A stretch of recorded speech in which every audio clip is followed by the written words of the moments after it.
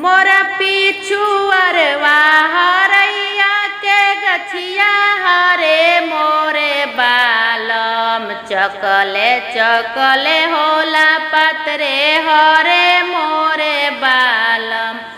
एगो जे पतवारे तुरी के मंगवला हरे मोरे बालम दिहल दरजिया के पास रे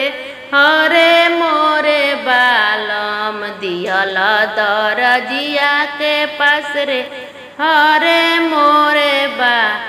ऐसन चलिते हुसियरे दरजिया हरे मोरे बालम 36 गुणवाला रे हरे मोरे बालम 36 गुणवाला चलिया पहिरी हम सुतला हो सरवा हरे मोरे बालम सासु नीरेख दैया मोर रे हरे मोरे बालम किया तू बहुआ हो नयर से मंगवलू हरे मोरे बालम किया रे दरजिया यार रे हरे मोरे बालम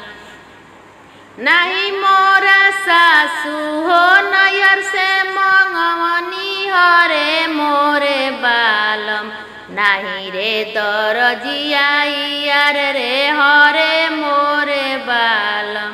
छोटकी नदिया गोरखपुर बियल हरे मोरे बालम चोलिया दिहले ननदोय रे हरे मोरे बालम चोलिया दिहले ननदोय रे हरे मोरे बा ओरियना ओरियना ननद ठुनुकली हरे मोरे बालम भौजी बोरावे छैला मोर रे हरे मोरे बालम भाभी बोरावे छैला मोर रे हरे मोरे बा का तू ननद ओरिया ठुनुकलू हरे मोरे बालम रतिया हमार दिनवा तोर रे हरे मोरे बालम रतिया हमार दिनवा तोर रे हरे मोरे बालम।